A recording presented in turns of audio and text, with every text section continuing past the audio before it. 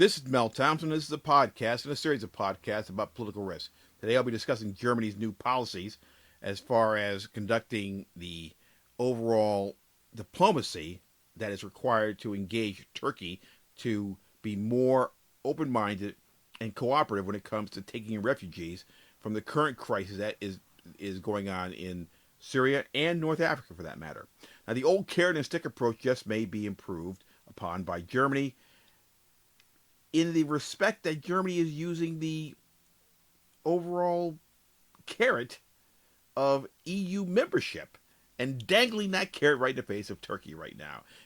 If Turkey decides to help out and allow more immigration, more refugees to come there, and in return, Germany may be able to help Turkey become an EU member, which Turkey definitely wants. Of course, there's another component to this, and that is one that is in Turkey's favor, and that is in the form of a possible easing of EU visa requirements for Turks.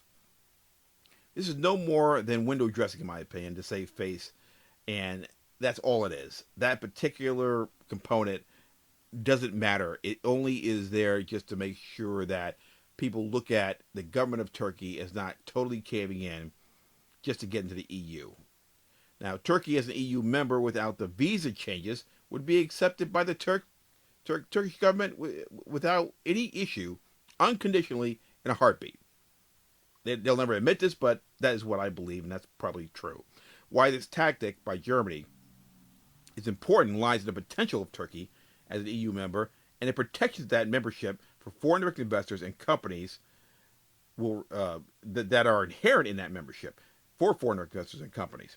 All other agreements in the world are not as powerful as the control that EU membership will bestow on Turkey as it pertains to political risk for foreign direct investors and companies. In other words, the contracts you sign, the overall legal ramifications, how you engage in market entry, and everything involved in foreign direct investment and global commerce when it comes to Turkey will be much more, shall we say, solid as far as being reliable if they are a member of the EU.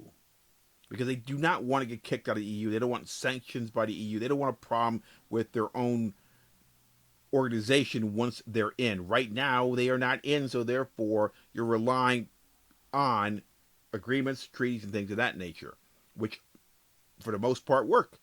But there's always quirks, there are always problems, there are always legal ramifications when things don't work, or interpretations depending on changes in government, depending on who's involved, either in a host country or on the other side, meaning the country of the nationals at risk.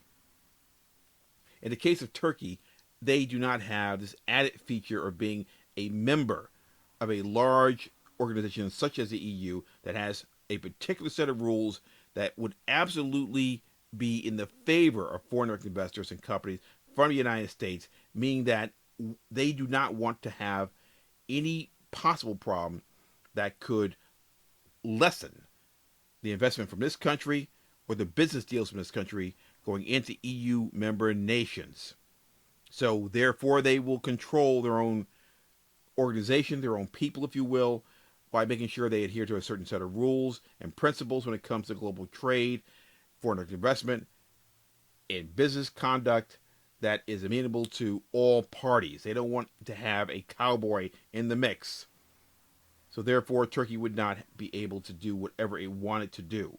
In return, not only would they get a lot of foreign direct investment in companies going there, because the companies and the foreign direct investors have a certain degree of certainty that they're going to be treated in a particular way by a certain set of rules, they would also have the protections, the legal protections provided by the EU and the membership in the EU. All they have to do is let some of these refugees in. In the simplest terms, the quota system, and I'm using that term in quotations, air quotes if you will, in this particular system of the EU can work better if there is more room in Europe due to Syrian refugees going to Turkey. Everyone feels good, they look good politically, and foreign investors have added protections against abrupt changes in policy by the Turkish government.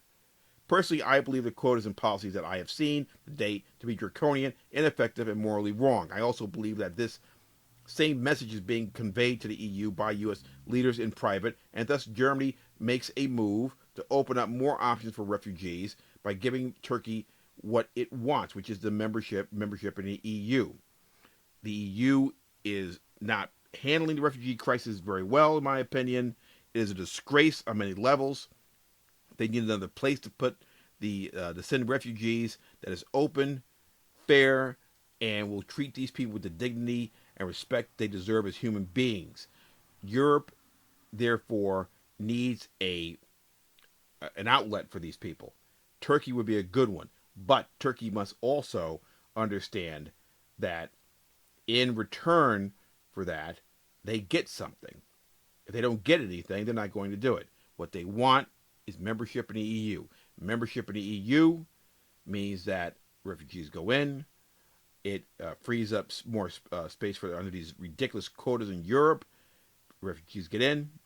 They are better off than they were in a war zone. The Turkish government can point to success economically of more investment and more companies moving in due to this change in policy. And the EU has a new member, and it's all good for everybody. If this particular policy project, concept, idea of dangling the carrot of EU membership in the face of Turkey works, I will be very pleased. I'll be very surprised. But if it does work, I honestly believe it will be a great thing, not only for the refugees, but also for the EU in many, many ways. It will increase the membership. It will increase opportunities for where people can go and have the protections of the EU. It will mean that Turkey has finally done what it's always wanted to do, which is become more and more of a player, a power source, a place that is more than just a member of NATO, but an EU member. And it will be doing the right thing by these refugees. It will be doing the right thing by foreign investors and companies. It will be doing the right thing overall by helping itself, by helping other people. This has been Mel Thompson.